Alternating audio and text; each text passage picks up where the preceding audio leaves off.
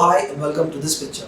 April 1st Fool's Day celebrate பண்றாங்கன்றது ஷார்ட்டா பாப்போம் வாங்க. யூரோப்ல 1500s வரைக்கும் ஜூலியஸ் சீசர் எஸ்டாப்லிஷ் பண்ண ஜூலியன் கேலண்டர் தான் எல்லாரும் ஃபாலோ பண்ணிட்டு இருந்தாங்க. அரௌண்ட் 1580sல பிரான்ஸ்ல ஜூலியஸ் கேலண்டரை யூஸ் பண்றதை ஸ்டாப் பண்ணிட்டு கிரிகோரியன் கேலண்டரை எல்லாரும் ஃபாலோ பண்ண ஆரம்பிச்சாங்க. இதை எஸ்டாப்லிஷ் பண்ணது போப் கிரிகோரி 13. பழைய ஜூலியன் கேலண்டர்ல April 1st new year celebrate பண்ணிட்டு இருந்தாங்க. ஆனா இந்த புது கேலண்டர்ல ஜனவரி 1st தான் நியூ இயர் செலிப்ரேட் பண்ணிட்டு இருந்தாங்க.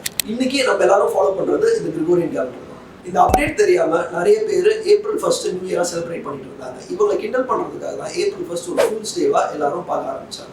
நம்ம எல்லாரும் நம்ம ஃப்ரெண்ட்ஸை நிறைய வாட்டி ஏப்ரல் ஃபூல்ஸ் அன்னைக்கு பிராங்க் பண்ணியிருப்போம். ஆனால் 1957ல பிபிசி ஸ்விஸ் ஃபார்மர்ஸ் மரத்துல இருந்து ஸ்பெகட்டி வளர்க்குறாங்க அப்படின்னு ஒரு நியூஸை பப்ளிஷ் பண்ணாங்க.